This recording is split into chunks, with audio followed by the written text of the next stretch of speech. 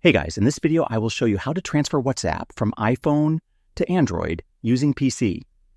Alright, let's begin. First, download and install iCare for WhatsApp transfer on your Windows PC or Mac. Connect your iPhone with a Lightning cable and your Android phone with a USB cable. Wait until the software detects both devices. Next, open iCare and select Transfer WhatsApp. Make sure your iPhone is set as the source and Android as the destination. Click Transfer and follow the on-screen instructions to complete the process. Beware, you will need to purchase the paid plan to use this feature. The software will ask you to verify your WhatsApp number by entering the OTP received.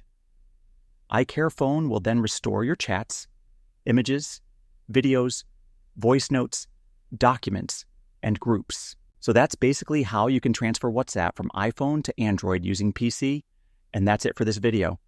If you find this helpful, consider subscribing and giving this a big thumbs up. Thanks.